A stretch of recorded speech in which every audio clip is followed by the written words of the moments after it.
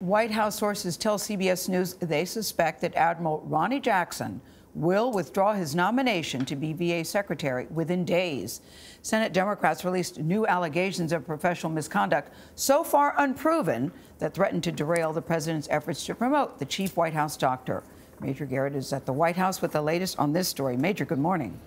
Good morning. Yesterday, Jackson shared with his White House colleagues a growing sense of fatigue with this political fight and frustration that allegations he contends are not only unverified but untrue have come to jeopardize his nomination. Now, for the time being, Jackson still wants a chance to tell his side of the story. But unless there is a sea change in the Senate, the expectation here is that Jackson is very likely to withdraw. Everything's going great. Thanks. A seemingly optimistic Dr. Ronny Jackson left the Capitol late Wednesday after making his case to Senate Republicans.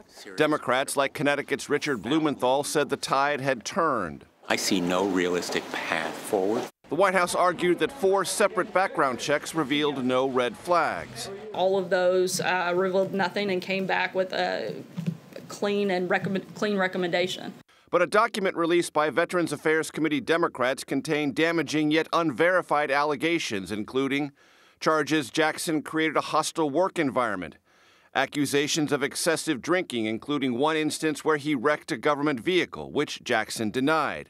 Another charge, improperly dispensing medications such as the sleep aid Ambien and the opioid painkiller Percocet. Ranking Committee Democrat Jon Tester said that practice earned Jackson the nickname Candyman by White House staff. None of those things have come up. White House Press Secretary Sarah Sanders said they had no knowledge of these allegations until after Jackson was nominated.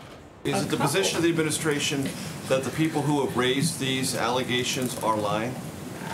That's not what I said. I said we've done and multiple background checks have taken place, and we're continuing to look at the situation. These allegations led Veterans Committee Chairman Johnny Isakson to postpone Jackson's confirmation hearing.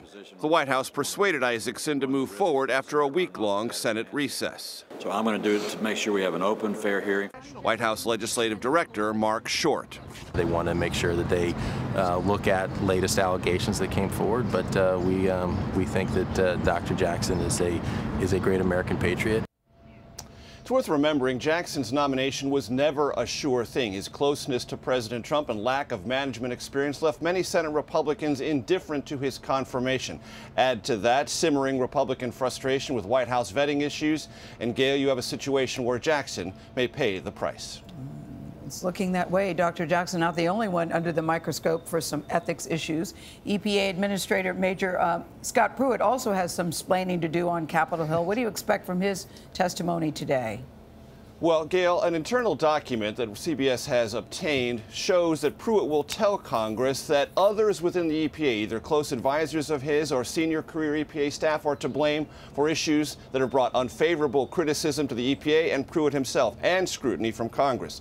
The document will say that Pruitt did not abuse taxpayer dollars by breaking government travel rules. He will say he now flies coach instead of first class, and that other EPA officials were to blame for approving substantial pay raises to 2 senior Pruitt aides, both of whom worked for Pruitt previously in Oklahoma. And about that $43,000 private secured phone booth that Pruitt had installed, he will also blame career staff at the EPA.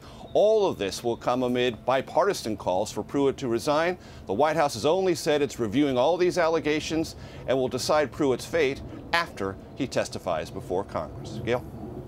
All right, Major, thank you very much. It's been a very interesting day for Mr. Pruitt. Thanks a lot. You know, it's interesting. I can remember the time when a president had a sign on his desk that said the buck stops here, where people take responsibility for their actions. He also has something to answer, which is he said he never met with a lobbyist that had business before the EPA, whose wife was renting him an apartment on favorable terms.